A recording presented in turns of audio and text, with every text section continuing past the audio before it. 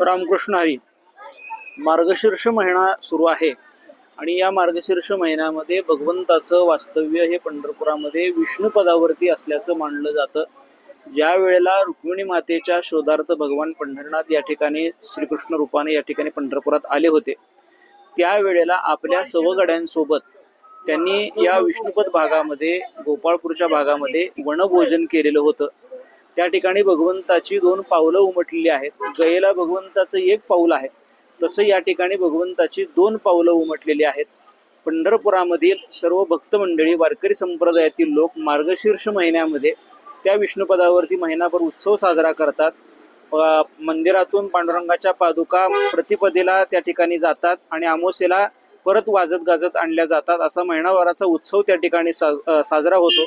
वारकरी संप्रदायातली मंडळी, पंढरपुरातली मंडळी त्या ठिकाणी जाऊन भगवंताला नैवेद्य दाखवून त्या प्रित्यर्थ वनभोजन देखील करतात. असा हा मार्गशीर्ष महिन्याचा उत्सव या ठिकाणी पंढरपुरामध्ये साजरा होतो. आम्ही सांगोला इथून आलेलो आहोत पंढरपूरला दर्शनासाठी. इथलं महत्व म्हणजे गोपाळपूरचं महत्व म्हणजे इथली पांडुरंग गेलेले होते ह्याला आळंदीला. आळंदीवरून आल्यानंतर ज्ञानेश्वर महाराजांनी समाधी घेतलेल्या ह्याच्यामध्ये ते दुःखात होते आणि तिथून ते इथं विष्णुपदाला आलेले आहेत. इथंच त्यांनी आपलं म्हणजे 1 महिन्यासाठी ते इथंच आहेत. मार्गशीर्ष महिन्यामध्ये ते इथं असतात 1 महिन्यासाठी. मग सर्वजण लोक इथं त्यांच्या दर्शनासाठी येतात, सहभोजनासाठी येतात. तसंच इथं मार्गशीर्ष महिन्याचा खूप मोठा हे आहे, काय म्हणतात त्याला, महत्व आहे इथलं.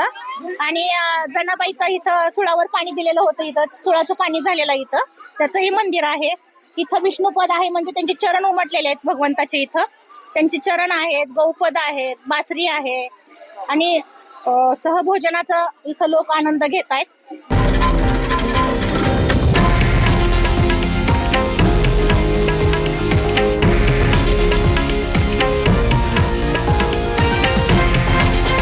हे आहे देशातील नंबर 1 न्यूज नेटवर्क आणि आपण पाहत आहात TV9 मराठी, एकमेव.